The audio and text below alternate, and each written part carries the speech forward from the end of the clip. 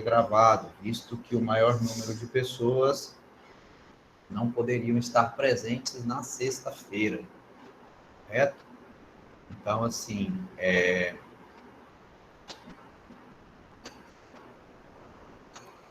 gostaria, então, de ratificar isso com vocês, para a gente estar dando início, então, para a nossa aula de hoje. Alguém não esteve a semana passada e não sabe do que se trata, o que eu estou falando?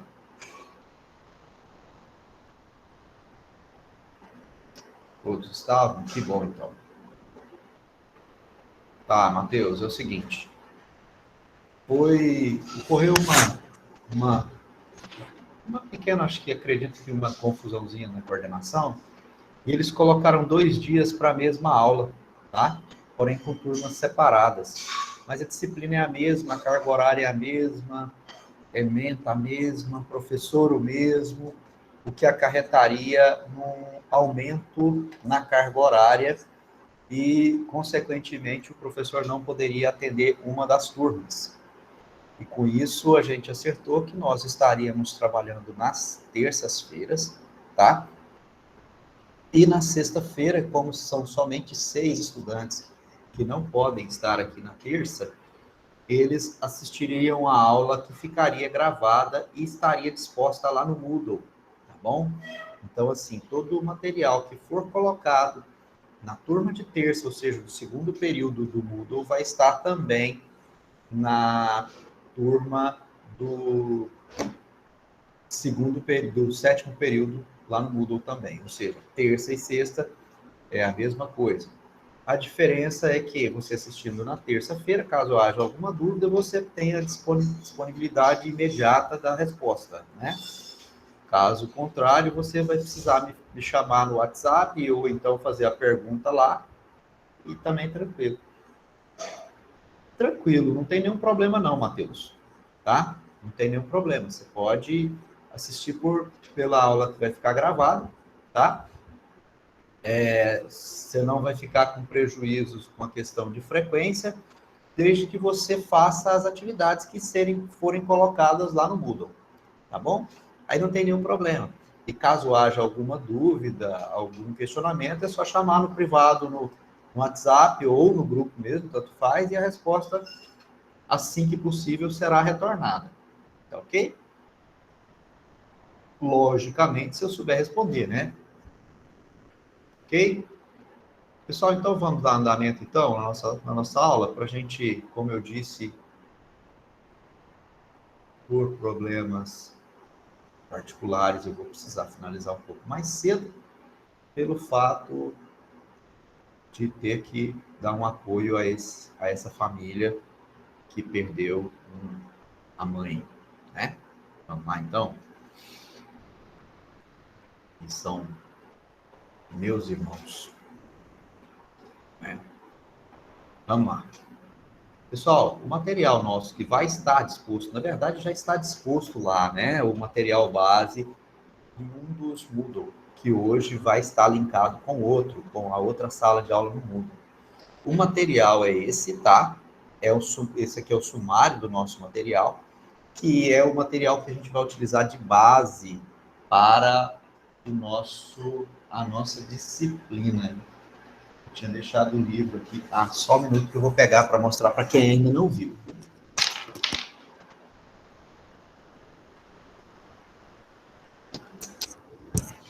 Ok.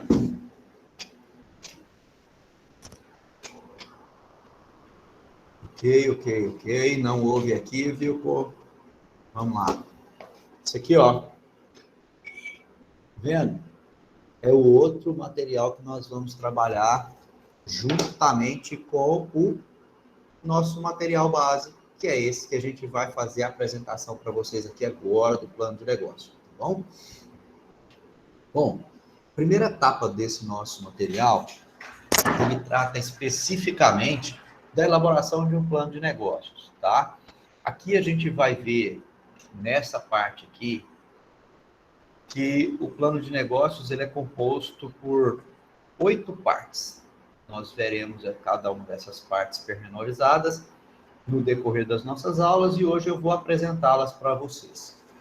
Primeira parte do nosso plano de negócio, que é subdividido em 8, como eu disse, o primeiro deles é o sumário executivo, que dentro desse sumário executivo, ele tem 9 pontos que necessariamente necessitam conter dentro do plano de negócio.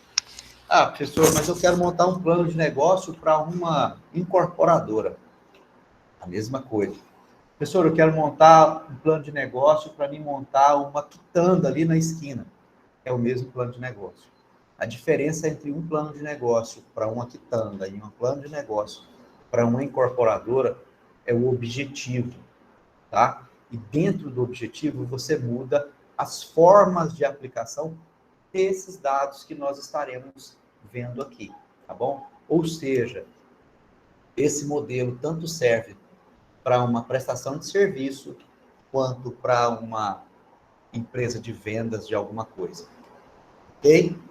Então vamos lá. Primeiro ponto aqui que a gente vai precisar fazer é descrever aqui o resumo dos principais pontos desse plano de negócio. Quais são os principais pontos desse plano de negócio? Aí a gente vai falar aqui sobre o que é cada um dos pontos que a gente vai descrever. Como acredito que cada um de vocês já saiba, o sumário é a última coisa que é feita em qualquer trabalho. Concordam comigo? Aqui no plano de negócio não é diferente, tá? Então, assim, você só vai fazer o seu plano de negócios, o seu sumário executivo, depois que você tiver finalizado todo o seu plano de negócios, tá bom? Aqui você vai colocar o que mais? Você vai colocar quais são os dados dos empreendedores, a experiência profissional de cada um deles. Professor, mas por que isso é importante? Pessoal, olha só. Pensa comigo. Você é engenheiro civil ou engenheiro elétrico. Perfeito? Bacana. E você quer montar um pet shop.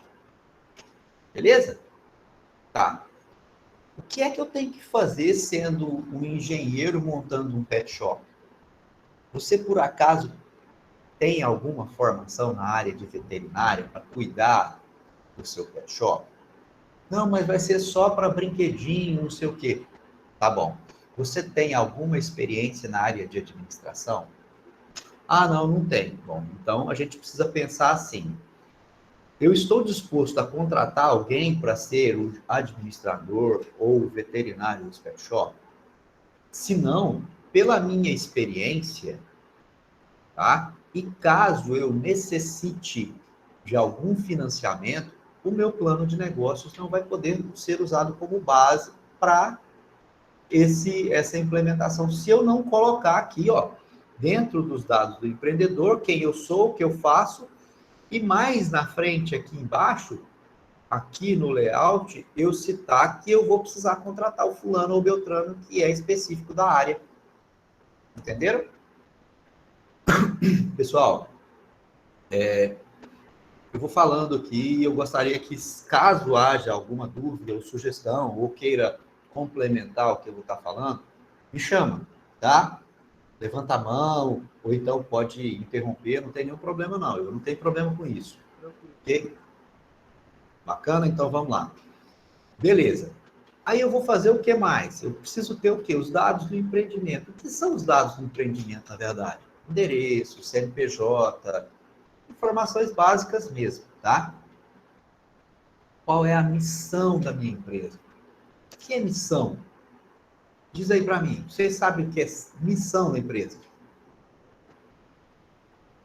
Vamos lá, gente. Então, se eu virar para Nainara e perguntar assim, Nainara, o que é que você nasceu para fazer? E virar para o Ian Castro e falar assim, Ian, o que é que você nasceu para fazer? A sua resposta é a sua missão. Da mesma forma que também, quando eu falo de missão da empresa, é exatamente isso que eu estou falando, tá ok? Eu estou perguntando Pode falar. É tipo o objetivo da empresa? Não. Nainara, o objetivo é uma coisa. O objetivo é onde você quer chegar, correto? Sim. E a missão é o que é que você nasceu para fazer? O que você nasceu para fazer não é onde você quer chegar. Porque, por exemplo, você pode virar para mim e falar assim, professor, eu nasci para ser engenheira, certo? Essa é a sua missão, correto? Qual é seu Sim. objetivo? Me formar em engenharia civil. Entendeu o comparativo? Entendi. Uma coisa é o que você é, outra coisa é onde você quer chegar. Então, quando você fala... Bem explicado, professor. Eu estava pensando igual a Nainara também, como se fosse um objetivo. Sim. Mas agora eu já compreendi. Bacana. E aí, gente, olha só, façam como elas fizeram. Tem dúvida, algum questionamento? Ficou alguma duvidazinha? Me chama e a gente discute juntos, tá bom? Para a gente chegar num denominador e eu espero conseguir tirar as dúvidas de vocês. E aí, dentro dessa missão da empresa, eu vou perguntar também qual vai ser a minha visão da empresa, ou seja, onde eu quero chegar com essa empresa. E dentro da visão, da missão e da visão, tem uma outra coisa que a gente também vai pedir para vocês. Quais são os valores da empresa? Como assim, professor? Valores da empresa? Ah, o valor dela é quanto ela custa? Não.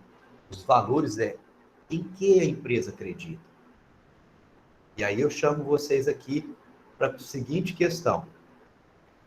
O que é que vocês nasceram para fazer? Onde vocês querem chegar? E no que vocês acreditam? Entenderam? 3 pontos que nós podemos aplicar nas nossas vidas. O que eu nasci para fazer, onde eu quero chegar e no que eu acredito. Aí você vai virar para mim e falar assim, olha, a missão da minha empresa é o quê? A missão da minha empresa é qualidade, a visão da minha, perdão, os valores da minha empresa é a qualidade, é a honestidade, é a sinceridade, é a qualidade na prestação de serviço, entendeu? Isso é o quê? Isso a gente pode entender claramente como sendo os valores da empresa, tá ok? Tá. Aí você pode virar para mim e perguntar assim, mas professor, esses valores são baseados em quê? Aí eu vou responder para você da seguinte forma. Os valores da empresa ele é baseado naquilo que os sócios proprietários acreditam. Como assim? Bom, se o cara é muito religioso, a empresa dele vai ter valor religioso? Sim. Por que não? Você pode me dar um exemplo? Posso, e aqui dentro de Palmas. Vocês conhecem a JL Meurer? Sim. Quem já teve quem já entrou lá na JL Meurer? Eu acho que muita gente, ou se não todos, né? Então você vai ver... Primeiro período... Licença, professor. Claro, por favor. Primeiro período a gente teve uma palestra lá. Apresentação de bacana. design de interiores, essas coisas. Ah, tá. Não foi com o Jackson, não? Nem com o Jarbas, que são os proprietários?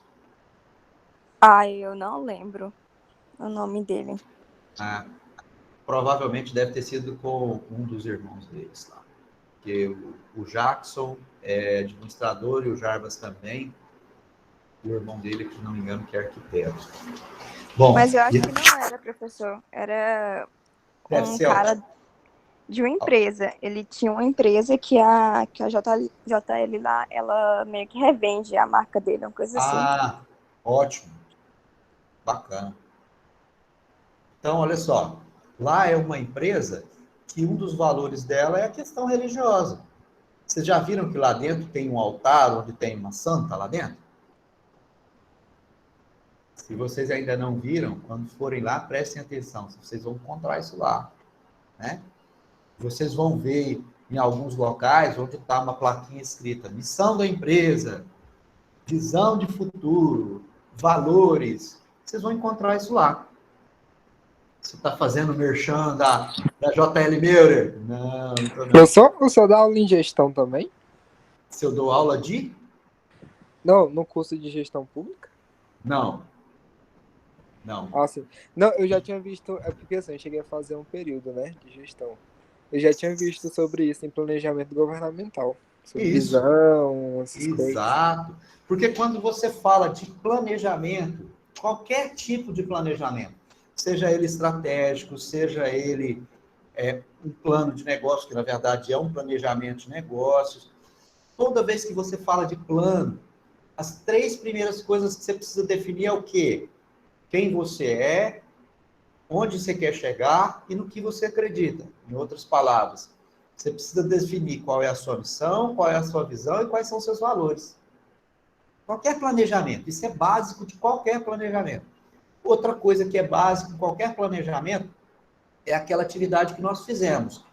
Qual o seu ponto forte, qual o seu ponto fraco, quais são as suas oportunidades e quais são as ameaças. Isso também é básico em qualquer planejamento. Tá ok? Bacana. Vamos caminhar aqui então. Depois que eu falei sobre isso, eu vou ver quais são os setores de atividade da minha empresa. Tá? O setor de atividade ele é o quê? É comércio? É indústria? É prestação de serviço? Qual é a forma jurídica? Qual é o enquadramento tributário? Qual é o capital social? De onde é que eu vou tirar recurso para bancar minha empresa? Posterior, eu vou falar o seguinte, eu vou descobrir aqui, eu vou precisar fazer uma análise de mercado. Como eu disse para vocês, a diferença do negócio está no objetivo. Quando você tem um objetivo de ter, por exemplo, um pet shop, você vai pesquisar clientes que têm pet. Quando você vai montar uma construtora, você vai fazer um estudo de clientes que têm potencial de compra dos seus produtos, dos seus apartamentos, das suas casas. Entendeu? Então, isso aqui é uma das coisas que mudam. Mas muda, eu tenho que deixar de fazer essas pesquisas? Não, você tem que deixar de fazer específica para aquele assunto. Você vai pesquisar uma coisa diferente de uma coisa ou outra, mas a pesquisa tem que ser feita, tá bom? Eu vou ter que estudar meus concorrentes, saber quanto eles vendem, por que eles vendem daquele jeito, qual é a margem de lucro desses caras, entendeu? Ah, como é que eu fico sabendo disso? Simples, quando você começar a fazer lá embaixo, a gente vai estar falando também sobre o plano financeiro, você vai perceber e saber que esse cara, como é que ele está fazendo o preço de custo desse material dele. E aí, a partir disso, você sabe como aquele cara está fazendo o preço de venda dele também. Entendeu? Eu vou ter que estudar quem serão os meus fornecedores, saber se os meus fornecedores estão próximos de mim, se estão longe, se tem um fornecedor, se tem dois, se tem mais, qual é a característica de cada um desses fornecedores, se eles me vendem com prazo, se eles têm entrega grátis, qual o prazo de entrega, né? Isso tudo eu preciso ter em olho e ter isso bem pontuado na construção desse plano. Posterior a isso, eu vou entrar aqui dentro de um plano de marketing. Nesse plano de marketing aqui, vocês perceberam, ó, descrição dos principais produtos e serviços.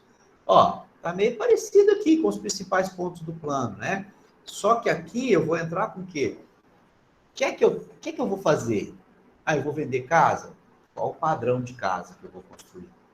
Qual o padrão de apartamento que eu vou construir? Vou fazer uma pergunta para vocês, bem simples. Vocês já viram propaganda na televisão de Ferrari? Quem já viu? Não, nunca vi, professor. Vocês já viram, então, propaganda de apartamento de alto padrão na televisão? Já? Sim ou não? Não, também não. Sim. Sabe por que vocês não viram? Raíssa viu, ela falou. Oi? Eu Não vi, mas entendi. esse tipo de comercial não passa assim em canais abertos, esses canais assim que a gente mais assiste. Só em canais mais fechados. Raíssa, Principalmente você está o mercado quase é certo. pequeno também, professor. Como é que é, Lucas? Repete, por favor. E o mercado é pequeno também, fica inviável fazer propaganda desse tipo. Não tem nada a ver com isso, Lucas. Nada, pô. É que se o cara assiste TV aberta, muito provavelmente ele não tem dinheiro de comprar uma Ferrari. Olha o cara aí falando. Entendeu aí, Ian? Entendeu aí, pessoal? A pessoa que tem dinheiro... Matheus, eu nunca ouvi uma propaganda de Ferrari para venda, falando valor, e também nunca vi propaganda de apartamento de alto padrão, principalmente em TV aberta. Se passou, né, professor? É muito difícil mesmo. Não, o Matheus está falando para a gente aqui, ó, no chat, que ele vê direto, passa na Band. Bom, se bem que eu também assisto muito pouco a televisão, mas por critério de próprio marketing, tá? Não se faz propaganda de venda nem de apartamento de alto padrão e nem de carros de alto valor em TV, nem aberta e nem fechada. Às vezes você vai mostrar, só um minutinho, Isabela, às vezes você vai mostrar uma propaganda mostrando que os benefícios daquele lugar, daquele apartamento, mas você não vai ver preço, você não vai ver condição de pagamento. Por exemplo, você vê lá, Fiat Argo, tantas parcelas de não sei quanto, apartamento em tal lugar, financie já pela Caixa Econômica Federal, tantos apartamentos, disso, daquilo, quanto custa? Entenderam a diferença, pessoal? Isabela, desculpa, pode falar. Não, professor, eu ia falar que esses carros assim de luxo não, mas apartamento direto eu vejo passando na TV. Mas falando preço? Sim, mostra o residencial todo, fala, residencial, não sei o que, mostra assim, aí venha conhecer e tal, essas coisinhas. Mas sim, amiga, mas tá falando do residencial. Não, mas eles mostram o que o professor tá querendo dizer. Em canal aberto? Normalmente só falar a parte, né? Não vai falar as parcelas. Não, e uma outra questão também é o seguinte, olha só. Apartamentos que são, eu estou falando de alto padrão, eu estou falando um apartamento por andar, eu estou falando no Letour do Parque, eu estou falando um daquele lá que tem lá na Orla, que é um por andar, né? Estou falando apartamento nesse padrão. Não estou falando apartamento aí de R$1 milhão, não. Estou falando apartamento acima de R$4 milhões. Entendeu, gente? Então, assim, ó, por exemplo, tem um prédio de apartamentos que foi vendido lá na Orla, que ele é um por andar. Não me lembro o nome do apartamento, do condomínio lá, do edifício. Eu sei que é o seguinte, quando eles fizeram o lançamento, no lançamento, eles venderam todos os apartamentos. No lançamento, tá? Mas eles convidam as pessoas que já são prováveis compradores para os apartamentos. Então, assim, apartamento que custa R$4 milhões, a entrada, o início, a saída dele, apartamento de 6 milhões. Não, mas tem isso em Palmas? Tem, gente. Tem sim, tá?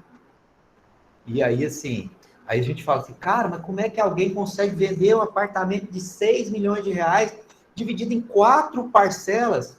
Sim, 4 parcelas. Né? Condomínio Caribe em Palmas, o Caribe Residence Resort, esse, Gustavo, você está falando? Pois é, mas o Caribe não é lá tão chique assim não, tá? O condomínio. Sei não, viu? Eu fui numa casa lá que dava para comprar a minha umas 10 vezes. Então... Não, eu tô falando porque no Caribe eu tenho um lote lá. Por isso que eu tô falando, não é assim. Então, assim, mas é assim, é bacana. Eu ainda chego lá ainda, cara. Eu vou ser um desses caras ainda. Porque lá realmente tem casas muito boas. Né? Tem casa lá fantástica. Né? Mas, assim, quem me dera ser chique... Isabelle, eu não sei, eu não conheço o Mirante, mas é possível que seja, tá? Agora, eu sei que, por exemplo, os terrenos lá tiveram uma supervalorização, né? Com essa questão. E uma questão que eu ouvi falar lá do Mirante é que lá no final da tarde dá mau cheiro por conta de uma adutora lá da BRK. Não sei se é verdade também, porque eu nunca fui lá, só ouvi falar, tá? Aliás, eu já fui no condomínio, mas eu nunca senti esse mau cheiro, não. Beleza? Mas vamos voltar aqui. E aí, por exemplo, eu quero montar uma empresa. Você quer ver uma outra coisa? Vocês já viram propaganda do Beach Park em TV aberta? Só para vocês terem noção como o pessoal do marketing é esperto. Já viu, Gustavo, em TV aberta? Na Globo, na Band, alguma coisa assim? Porque o Beach Park... Entre 2013 e 2014, assim, passava na Globo. Pois é, porque o Beach Park, um dos critérios deles é o investimento exatamente em Discovery Kids, Disney Junior, só em canal infantil e TV fechado. Canal infantil e TV fechado? Exatamente. Sabe por quê? Deixa eu contar para vocês. Depois que você tem filho, que você vai sair de férias, você não vai tirar férias para você e sua esposa se divertir, não. Você vai tirar férias para levar seu filho para poder se divertir. Aprendam, quem ainda não é casado, tá? É isso que acontece. E vale a pena, porque a gente acaba se divertindo muito também. Então, olha só, dentro do plano de marketing, eu preciso também definir qual é o preço da minha mercadoria. Quais são as estratégias que eu vou usar promocionais. Quando eu falo estratégia promocional, eu não estou falando de desconto só não, tá, gente? Eu estou falando de promoção do produto. Como é que eu vou promover esse produto, tá? Então, assim, por exemplo, produtos via tecnológicos, produtos que trabalham basicamente em lojas pela internet. Eu vou divulgar ele primordialmente na internet. Exemplo, tá? Qual é a estrutura de comercialização? Eu tenho uma estrutura física ou a minha estrutura ela é só virtual? Qual é a localização do meu negócio? Querem ver? Eu vou fazer uma pergunta para vocês. Eu tenho uma loja de material de construção que vende do básico ao acabamento, tá? Areia, tijolo, pedra, e que está localizada na Avenida JK. Vocês acham que daria certo montar essa loja ali na Avenida JK? Se sim, defendam a tese. Se não, defendam a tese. E aí? Acho que depende, professor. Porque como lá tem muita demanda de lojas assim, né? E principalmente lá perto da JK já tem em Canel, que é uma loja bem conceituada. Então, teria que ter bastante coisa para chamar a atenção do cliente. Aí eu vou te falar qual é o motivo que a Encanel existe ali naquele lugar onde ela está, e você vai entender uma coisa. A Encanel só está localizada lá naquele lugar porque ela tem estacionamento próprio. Você percebe que ali no centro, ali na JK, ali mais para o centro, eu não tenho local de estacionamento? Sim. Se eu não tenho um local de estacionamento, como é que eu vou colocar um caminhão lá para carregar de tijolo e de areia para poder fazer entrega? Percebeu? Então, assim, lá eu posso ter o quê? Um showroom de uma loja. Por exemplo, Fabiano Pisos. Vocês já viram que o Fabiano Pisos ele tem um showroom lá no comecinho da JK, perto ali do Palácio? Você chega lá e ele só tem o showroom. Ah, você quer esse piso? Quer. Onde é que tá? Tá lá no depósito. Ele vai te levar lá na sua obra. Entendeu? Ele não tem ali a pronta entrega naquele lugar. Se você quiser comprar uma caixa ou duas, você vai ter que ir lá no depósito buscar. Entenderam? Então, nesse sentido, funciona. Mas se for uma loja principalmente de produtos básicos, ali fica inviável. Da mesma forma que, por exemplo, se eu montar lá no setor industrial uma loja de roupa boutique chique, você acha que vai funcionar? Não vai. Quem é que vai lá comprar roupa lá no setor industrial? Não vai. Então, aí ele destaca essa questão da localização como um ponto estratégico dentro do marketing. Porque isso aqui você pode falar assim, localizado no Capim Dourado Shopping. Pensa aí. Vocês já ouviram propaganda de algum lugar que fala assim, estamos no no Capim Dourado Shopping. Ou localizado no Capim Dourado Shopping. Vocês já viram propaganda sobre isso? Então, olha só, de onde é que vem essas propagandas? De lojas que são de médio para alto padrão, tá? Eu vou ter que desenvolver bem também um plano operacional ou um plano de operações. E aqui eu vou ter que fazer um desenho, um croquis mesmo do meu arranjo físico, tá? E aqui nesse nosso material ele até nos dá um exemplo de como a gente poderia trabalhar isso, ou como não trabalhar. Eu vou ter que descrever qual é a minha capacidade produtiva, comercial e qual é a minha capacidade também de prestação de serviço, caso eu trabalhe em prestação de serviço, tá? Dentro dos processos operacionais, eu preciso descrever cada processo dentro da minha empresa, como é que vai funcionar para o meu processo de venda, para o meu processo de produção, para o meu processo de prestação de serviço. Só um minutinho. Jess, fora. Vou botando a minha filhota mais nova para fora aqui. E também eu preciso descrever bem qual é a minha necessidade pessoal, tá bom? Como assim necessidade pessoal? Vocês se lembram que lá em cima eu falei aqui, ó, dos dados dos empreendedores, experiências, e aí vai? Porque aqui, ó, nessa necessidade pessoal, é onde eu vou falar, olha, eu preciso contratar um administrador, porque eu não tenho essa habilidade técnica para isso, tá?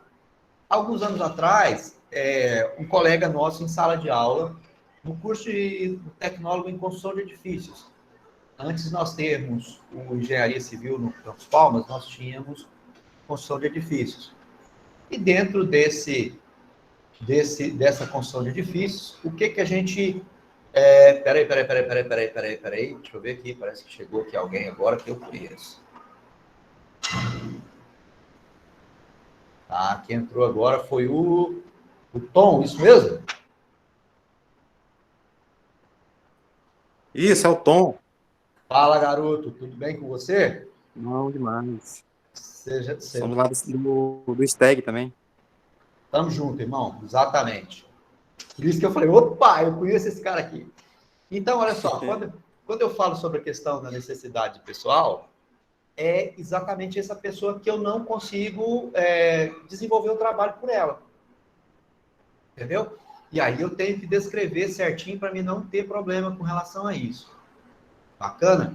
Então, quando eu chego aqui no plano financeiro, é que a coisa fica mais linda impossível, tá? Aqui dentro do plano financeiro, a gente vai trabalhar o quê? A questão dos investimentos totais, tá? Primeira coisa que a gente vai ver aqui, dentro do primeiro tópico aqui, é o investimento total. E para isso, eu vou precisar calcular qual é a minha estimativa de investimento fixo, qual é o meu capital de giro, qual é o meu investimento pré-operacional, qual é o meu investimento total. Pronto. Fechou aqui? Não. A gente vai andar mais. A gente vai estimar nosso faturamento mensal, e aqui a gente vai ver que essa estimativa ela é baseada em quê? Em alguns pontos que estão linkados aqui com a nossa análise de mercado, tá? Por isso aqui é importante a gente desenhar muito bem isso, tá ok? Posterior, eu vou trabalhar o quê? Eu vou trabalhar aqui a minha estimativa de custo de comercialização, também baseado em quê? Baseado nos meus fornecedores, baseado nos meus concorrentes, entendeu? Eu preciso também ter uma apuração de custo material direto ou indireto dessas mercadorias vendidas. E aí vocês podem me fazer a pergunta, professor, por que a gente compra um produto na internet é mais barato do que se eu comprar de uma loja física? Por que vocês acham? Me diz aí, vamos lá comigo. Por que vocês acham que comprar um produto da internet é mais barato do que comprar na loja física? Você vai virar e falar assim, eu comprei um computador pela americanas.com e custou 1.000. Lá na loja americana aqui era 1.800. Por quê? Provavelmente porque a loja física tem outros gastos, tipo o local em si, funcionários para manter aquela loja física funcionando. No online você tem que esperar um tempo, né, para chegar a peça e tal. No presencial é imediato. Comprou, pegou. De certa forma, Diego, você tá certo, né, no que você disse, tá? uma outra condição que é condição fiscal também, questão de impostos, tá? A questão, Ian, que você colocou sobre a questão da entrega imediata, isso também tem custo, tá? Funcionários também contam, exatamente, tá? A gente tem que levar isso tudo em consideração, pensando que talvez um dos pontos que tem o maior destaque é a localização de uma loja física, tá? Uma loja física você tem N critérios que você precisa manter melhor. Por exemplo, você tem que ter uma parede bem pintadinha, bonitinha. Enquanto uma loja virtual, você vai ter somente um almoxarifado, só um estoque. Você não precisa ter, não estou dizendo que tem que estar bagunçado, só estou dizendo que você não precisa ter aquela manutenção tão rígida com a questão estética, ok? E aí a gente continua e a gente vai ver que a gente vai trabalhar também uma estimativa de custos com a mão de obra, de custo de depreciação. Essa estimativa de depreciação aqui, ó, na verdade, a gente não vai trabalhar estimativa, a gente vai trabalhar exatamente o custo com a depreciação. Como assim, professor? Exatamente. Porque a depreciação, ela é calculada pela Receita Federal. A Receita Federal, ela nos dá uma portaria com todos os itens de depreciação. E aí você vai pensar assim, cara, por isso então que quando você vai trabalhar com uma empresa grande e determinados produtos, eles não estão nem aí se vai jogar fora, se vai queimar, ou se vai fazer o quê? Porque aquele produto já não vale mais nada para a empresa? Isso mesmo. Vou explicar. Agora, nesse período de férias, eu fui para Rondônia, né? E por que Rondônia? Porque eu tenho meu sogro que mora lá e eu tenho tios que moram em Rondônia.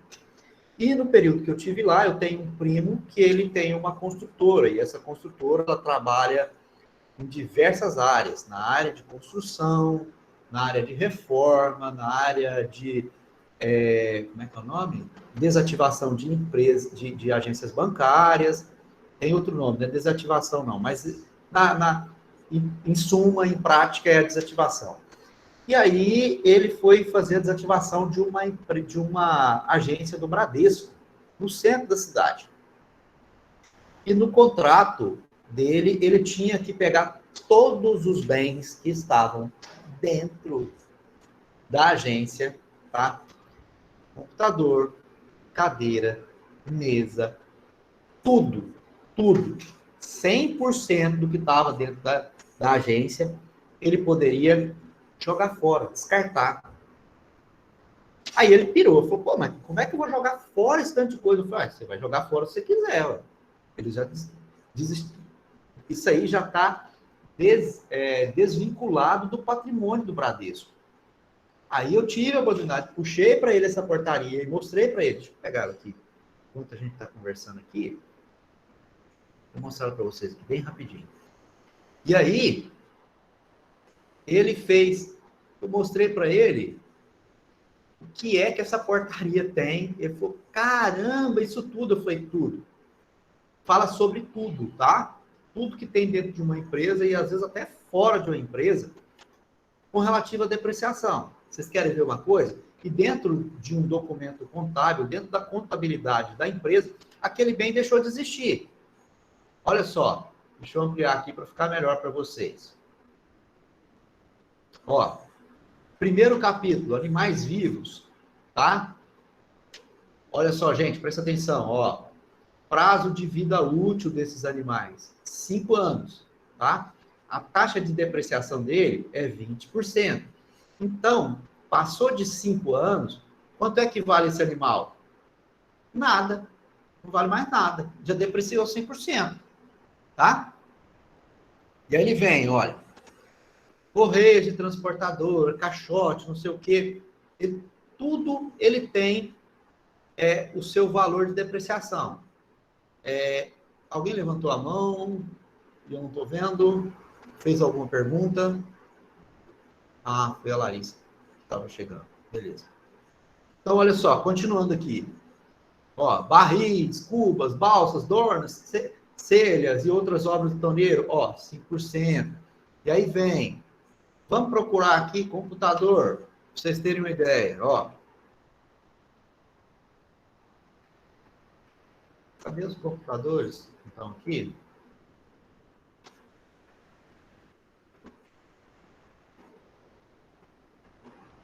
Cadê?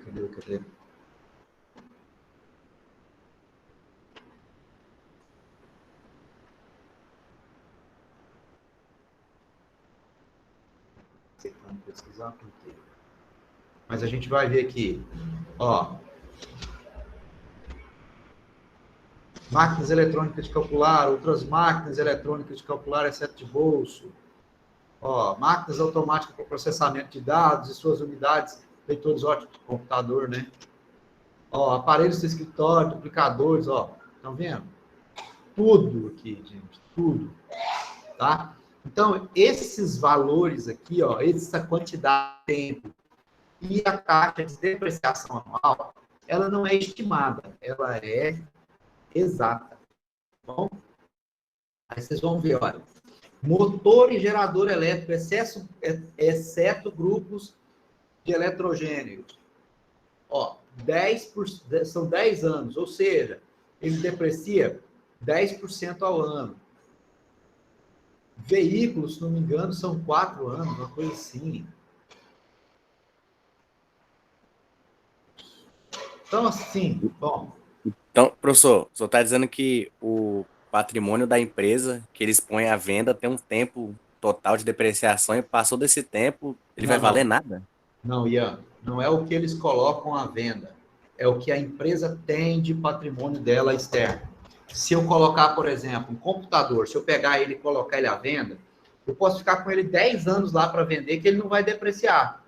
Como assim? 10 anos não vai depreciar? Não, sabe por que ele não vai depreciar? Porque não foi usado. Isso aqui são equipamentos usados dentro da sua empresa. Por exemplo, você tem uma construtora, e lá você tem betoneira. A betoneira, ela, dentro da betoneira, lá dentro ali da nossa portaria, ela tem um prazo de validade, de vida útil. Passou daquele prazo de vida útil, ela já não vale mais nada. Ou seja, tudo que ela produzir depois daquele período lá de vida útil, já é lucro para você. Entendeu? Entendeu aí, Ian? Entendi, professor. Beleza. Vamos lá, então, continuando aqui, ó. Depois que eu fizer essa parte da depreciação, que eu já até pedi onde é que está, custo vendido, mão de obra, depreciação, eu vou fazer uma estimativa de custo fixo e de operação mensal. Vou fazer um DRE, tá? DRE, na verdade, aqui está como demonstrativo de resultados, né?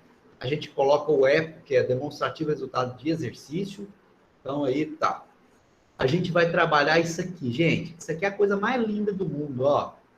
Indicador de viabilidade. Eu vou ter que saber qual é o meu ponto de equilíbrio. O que é ponto de equilíbrio, gente? Você já tem ideia que seja um ponto de equilíbrio? Ponto de equilíbrio é onde você chega no seu nível. Tudo que eu faturar daqui para cima, eu já tenho lucro. Até aqui, eu estou pagando minhas contas de aluguel, água, luz, telefone, e aí sucessivo. Tá? Custos fixos e operacionais. O que passar disso aqui é lucro. E isso é o chamado ponto de equilíbrio. Beleza? Vou ver qual é a minha lucratividade, qual é a minha rentabilidade e qual é o prazo de retorno do meu investimento. Isso aqui é tudo formulazinha matemática, tá, gente? Tudo, não tem erro isso aqui, tá? Depois que eu fizer isso tudo, aí eu vou brincar de ser advogado do diabo. O que é ser advogado do diabo? É colocar situações absurdas, ou seja, eu vou criar cenários absurdos para a minha empresa, para me trabalhar contra a minha empresa, no meu projeto. Para quê? Para ver se o meu plano de negócio é viável ou não. Entendeu, gente? Como assim, professor?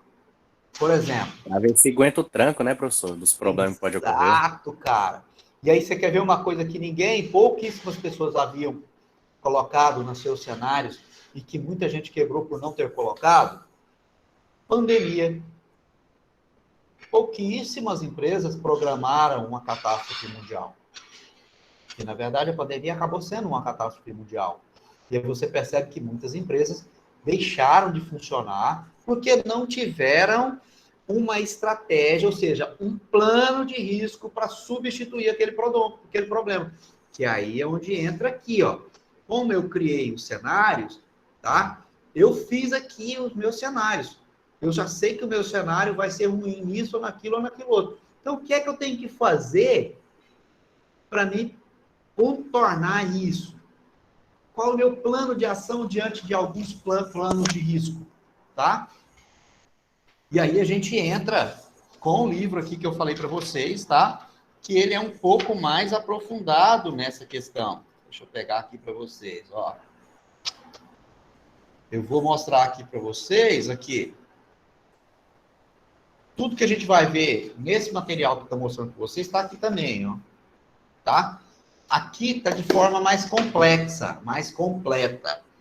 Aqui está de uma forma mais superficial. Então, nós vamos ver das duas formas, tá? Eu vou apresentar isso aqui para vocês e vou deixar esse material aqui para vocês, que é muito rico também. Tá bom? Posterior a isso, eu vou fazer o quê? Eu vou fazer uma avaliação estratégica. Vocês se lembram lá do ponto forte, ponto fraco, fraqueza e ameaça? Pois é, olha nós aqui, ó. Análise de matriz fofa. Ou análise de SWOT, ou análise FODA. Tá? Mesma coisa. Vocês vão ver esses 3 nomes com muita frequência por aí, nessa área de planejamento. Os 3 nomes são a mesma coisa. Depois disso, a gente vai fazer o quê? A avaliação do nosso... Vai ver o quê? A avaliação do nosso plano de negócio. O que eu apresentei está dentro daquilo que realmente eu preciso? É o que realmente vai precisar? Ah, não é. Eu preciso fazer isso, aquilo, aquilo outro. Perfeito, está ali. A segunda parte, quando ele fala que a construção do plano de negócio, é tudo aquilo que a gente viu lá em cima. Tá vendo? Ó, simples assim. Muito simples. Só que isso aqui é como é que você vai dispor isso aqui no documento, quando você for fazer um plano de negócio. Ok? Pessoal,